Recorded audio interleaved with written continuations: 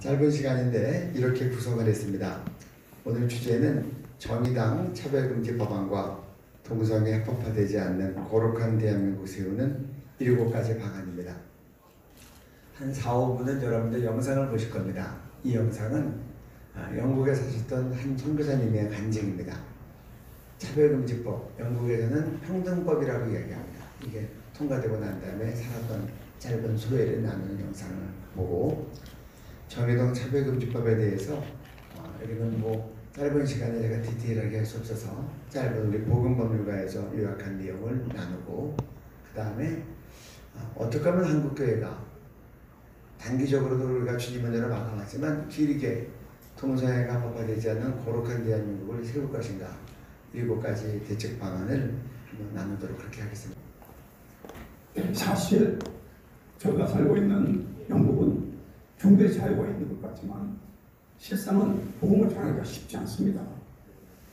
제가 직장에서 함께 일하고 있는 직원에게 복음을 전했는데 당신 이거 불법인 거 알아? 이렇게 말할 정도입니다. 영국에서는 이러한 일이 가능한데 왜냐하면 평등법이라는 것이 있기 때문입니다.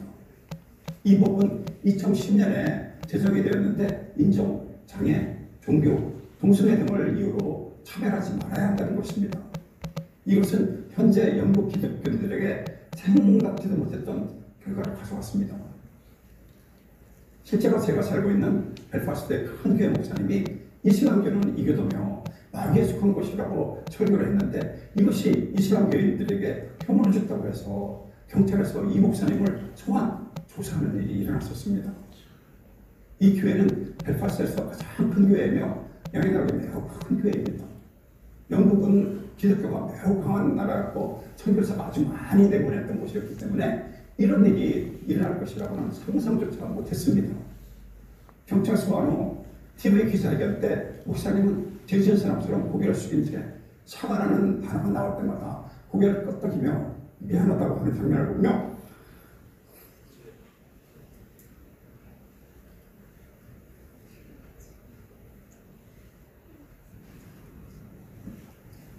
저는 마치 복음이 고개에 숙인 것 같아 마음이 무척 아팠습니다. 예수님이 고개를 숙이고 계신 것 같더라고요.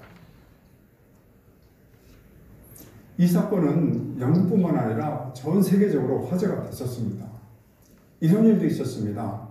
북 아일랜드의 유명 제빵회사는 동성애자 단체에서 동성 결혼을 지지한다는 문구를 넣어 케이크를 만들어 달라고 한 것을 거부했었습니다. 그 이유는 그 사회의 경영진이 모두 그리스도인들이었고 성경에서 동성애가 죄라고 가르치기 때문이었습니다. 그래서 이들은 고소를 당했습니다. 이런 일은 빈번한 일이 되어버렸습니다.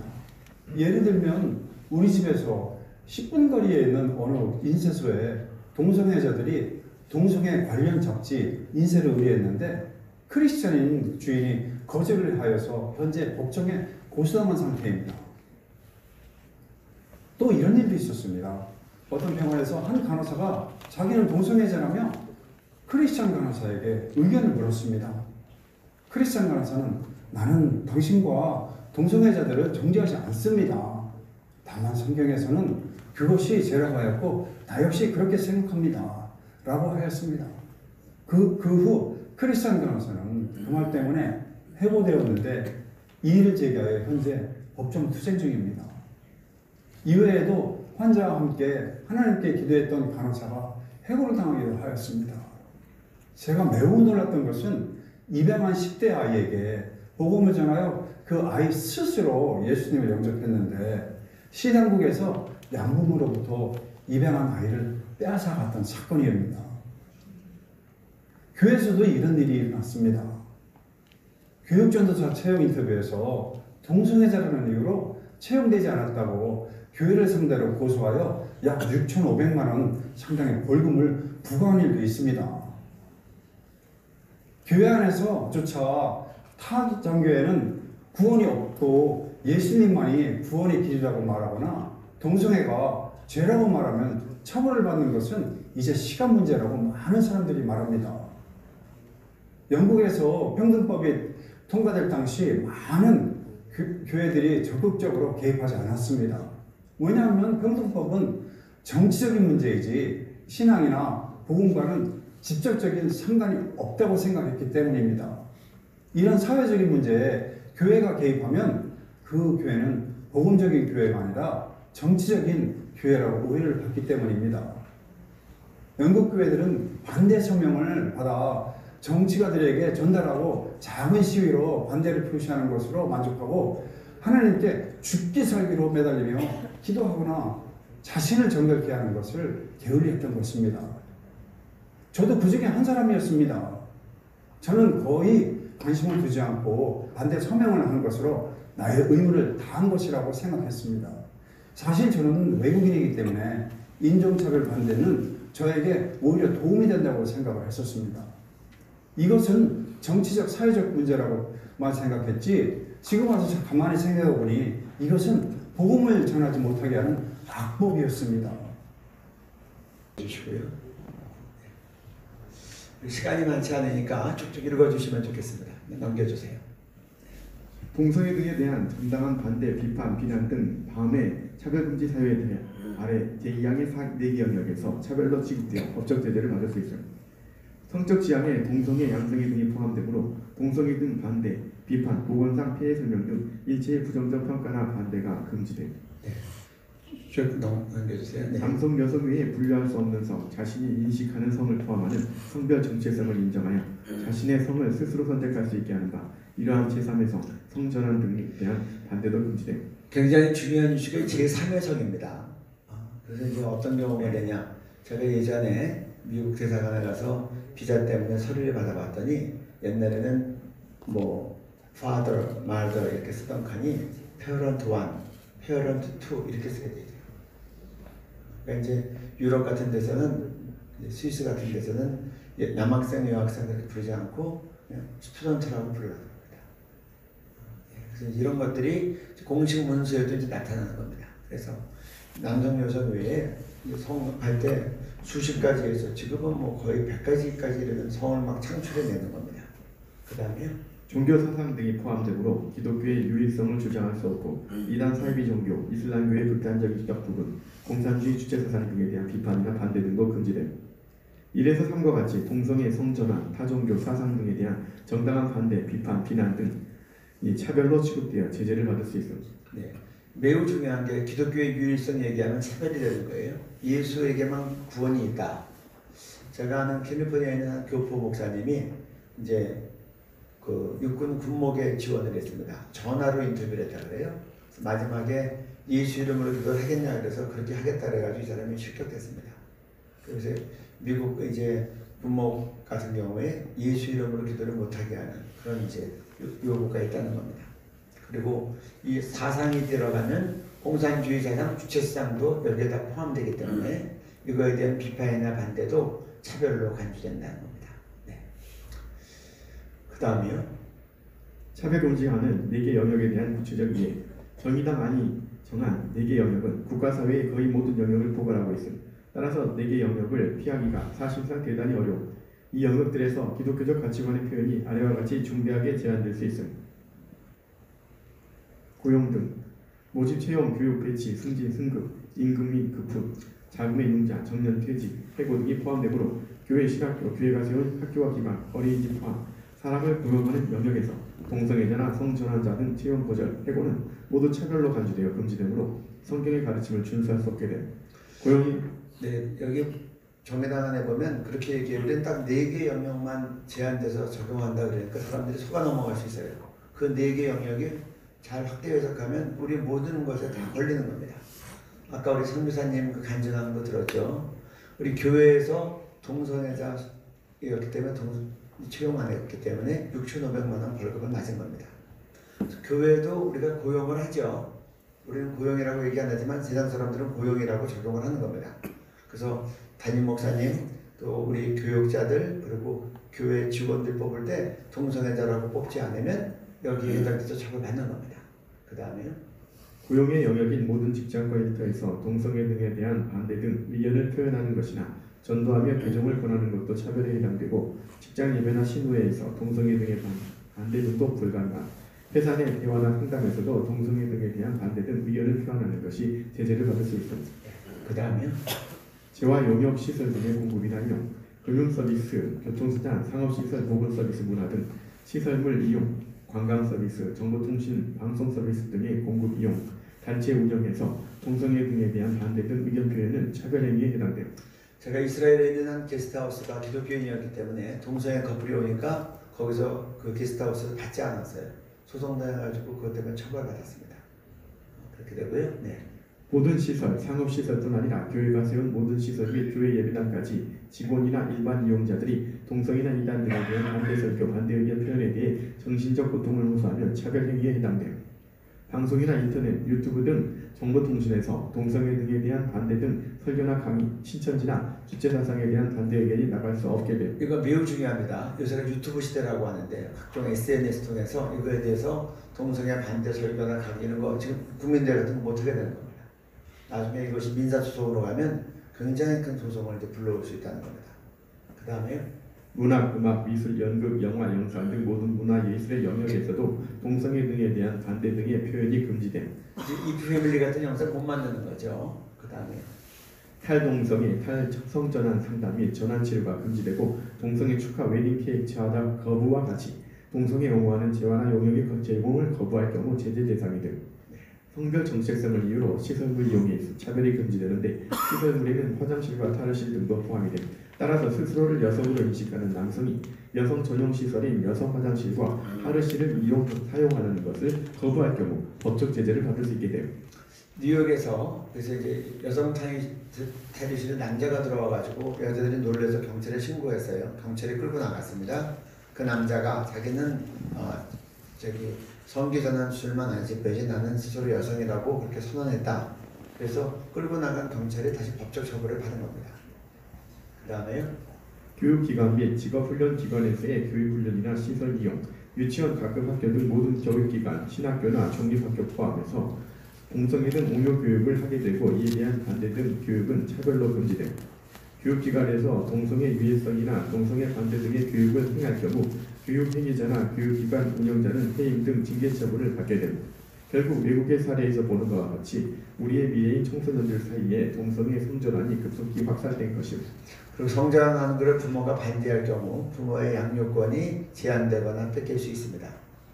서양 사례입니다. 그 다음에 행정 서비스 등의 제공이나 이용, 국가, 지방, 자치단체의 각급 기관과 부서, 특히 군대, 교도소에서도 동성애 등에 대한 반대 등 의견이 표현 금지됨. 군대 내 교회, 교도소, 예배 등에서 동성애 등에 대한 반대 등 설교, 강의가 금지됨. 국가, 지방, 자치단체, 공무원 등이 동성애 등에 대한 반대 등 의견을 표현하는 경우 징계, 해임 등 인사상의 불이익이 부과될 것입니다. 그다음에요. 성별 등에 대하여 비판 등 불리한 대우를 표시하거나 조장하는 광고 행위는 영역에 제한 없이 차별 행위가 되고 적용 범위가 모호하므로 동성애 등에 대한 반대 의견이 외부로 표시되어 널리 인식할 수 있는 행위는 모두 표시 또는 광고 행위로 보아 적용할 가능성이 있음. 동성애 등에 대한 반대 등 의견을 성별 등에 대한 분리, 구별, 제한, 배제, 거부 등 불리한 대우를 표시한 행위로 해석할 가능성이 있음. 노방, 설교, 피켓 등으로 동성애 등에 대한 반대 등 의견을 표현할 수 없게 된 해외에서도 사례가 많음. 향후 법령 개정 등으로 동성애 결혼 등의 제도가 도입될 전망임. 차별금지법의 취지에 저촉되는 모든 법령은 차별금지법에 맞도록 개정될 것임. 예컨대 동성결혼을 인정하도록 민법이 개정되고 미성년 자녀의 성전환을 반대하는 부모의 양육권 제한 등의 제도가 도입될 것임. 해외 사례가 차별금지법이 통과되면 우리의 모든 각 학교의 규정이나 그런 것들도 다 바뀌어야 됩니다. 교회 규정도 다 바뀌어야 되고, 그래서 여기 뭐 민법 바뀌는 것은 물론이고 모든 단체의 정관도 다 바뀌어야 되는 겁니다. 그 다음에요. 형사 책임 그보다 무거운 법적 제재가 부과됨. 제보자 등에게 불이익을 주는 경우는 형사처벌 징역 1년 이하 2천만 원 이하 벌금도 가능함. 현행 각 교단 헌법과 규정은 동성애 옹호자를 치리하도록 되어 있는데 이에 따라 동성애 옹호자를 징계 치리하면 형사처벌 대상이 된 그 결과 교단 헌법 등이 무력화되는 등 종교의 자유가 침해될 것임. 요거는 제가 설명을 좀 합니다. 지금 이 사람들이 어떻게 얘기하느냐. 동성애 죄라고 해도 처벌받지 않는다. 동성애 죄라고 해서 처벌받는다고 하는 것은 가짜뉴스다. 그렇게 얘기를 해요. 그런데 실제로 그 법안에 보면 어떻게 되어 있느냐. 이제 이거에 대해서 동성애 죄라고 하는 설교를 들어서 교인이나 교회 직원이 상처를 받았다. 그래서 국가인권위에 제보를 했는데 국가인권위에 제보하도록 돼 있어요. 근데 제보자에 대해서 불이익을 줬을 경우에는 그런 경우에 있어서 형사처벌을 한다고 돼 있어요. 1년 이하의 징역, 1,000만 원 이하의 벌금. 그러니까 제보했을 때 내버려 두면 형사처벌 안 받는 거다. 그러니까 또 동성애 죄라고 설교하면 감옥 간다는 것은 가짜뉴스라고 그렇게 주장하는데 실제 우리 각 교단의 현실은 어떤가? 장로교 교인이 제일 많다고 하는 합동 측, 그 다음에 통합 측, 백석 측, 그리고 순복음 또 등등 감리교 등등에서 동성애나 동성애 옹호자는 처벌하게 돼 있어요. 그래서 만약에 성도가 동성애 죄라는 설교를 듣고 그것 때문에 국가인권위원회 목사님 설교가 문제 있다고 제보를 했다. 그러면 동성애자이거나 동성애 옹호자에 해당이 돼요. 제 말 이해가 되시죠? 그럼 교단헌법에 의해서는 처벌하게끔 돼 있어요. 그래서 교단헌법을 처벌하면 그거는 법적으로 제보자에 대해서 불이익을 준 거예요. 그러니까 형사처벌 조항이 되는 거예요. 그래서 지금 우리 현행 각 교단헌법과 규정은 동성애자나 동성애 옹호자를 치리하도록 되어 있기 때문에 만약에 목사님이나 교회가 동성애자를 차별했다고 해서 국가인권위에 제보했을 경우에는 그 사람은 동성애 옹호자가 되어서 교단헌법과 각종 규정에 의해서 치리하게끔 되어 있는데 이렇게 치리하면 제보자에게 불이익을 줬다고 해서 형사처벌 조항이 되는 거예요. 그렇게 되면 교단헌법대로 했다가 교회가 처벌을 받든지 아니면 교단헌법을 무시하고 그냥 내버려둬서 우리 교단의 이 규율이 무너지고 종교제가 지배된다는 거예요. 그래서 말로는 피해가 해당되지 않는 것 같이 했지만 교계의 현실을 보면 그건 접촉될 수밖에 없고 이렇게 상충될 수밖에 없고 피해갈 수가 없는 거예요. 여러분들 그런 부분에 대해서 우리가 인식이 필요합니다. 네, 그 다음에요. 국가인권위의 조사, 시정권고에 이어 시정명령을 이행하지 아니할 경우 형사벌금보다 무거운 3,000만 원까지 이행강제금이 반복적으로 부과될 수 있습니다. 3,000만 원 반복적으로 계속하면 얼마나 많은 사람이 교회가 버티겠는가 그런 겁니다. 그 다음에요. 민사 손해배상은 상한이 없음. 동성애 등에 대한 반대 등 설교 등에 대하여 동성애 옹호자나 성전환자, 사이비 이단 지지자, 특정 사상 지지자들이 정신적 고통을 주면서 소송을 제기할 경우 차별행위가 아니라거나 고통이 없었음을 설교자가 입증하지 못하면 배상 책임을 지게 된 증명책임 전환. 그러나 사실상 입증 불가.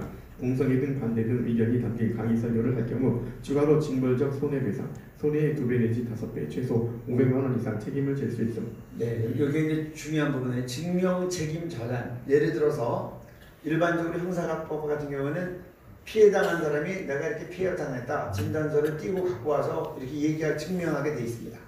그런데 동성애 차별금지법에서는 예를 들어서 가해자라고 고소당한 사람이 고발당한 사람이 나는 피해 안 줬다라고 증명해요. 그럼 예를 들어서 여기 계신 만약에 목사님이 나 동성애자인데 동성애 지금 설교에서 상처받았다고 하면 설교한 목사님이 나 상처 준 적 없다라고 해야 되는데 그걸 어떻게 입증을 합니까? 본인이 받았다는 거예요. 그래서 이것이 매우 무리가 되는 부분이라고 지금 우리가 지적을 하는 겁니다. 증명 책임을 피해자가 해야 되는데 왜 가해자가 증명 책임을 잖아? 그럼 설교한 사람이 나는 이 사람한테 피해 안 줬다는 걸 어떻게 입증을 하겠어요? 본인이 상처 받았다는데 마음의 상처 받았다. 그래서 설교자가 쉽게 얘기하면 빠져나갈 길이 없다는 겁니다.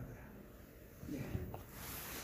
그 다음에 네. 동성애 등에 대한 반대 등 설교를 반복한 목회자, 교회 방송 등을 상대로 동성애 지지자, 성전환 지지자, 사이비 이단 지지자, 특정 사상 지지자들이 모여 집단 소송을 하게 되면 배상 책임이 천문학적으로 늘어나 1인당 100만 원씩 2,000명만 모아도 배상금은 20억, 교회나 목회자를 파산시킬 수 있는 위험이 있음. 네, 그래서 징벌적 손해배상이라는 말은 무슨 말이냐? 그 말은 예를 들어서 그거에 대해서 조치가 취해졌는데 국가인권위원회에서 그렇게 하지 말라고 내렸는데 동성애자라고 설교를 또 했다. 그러면 이게 징벌적 손해배상에 해당이 됩니다.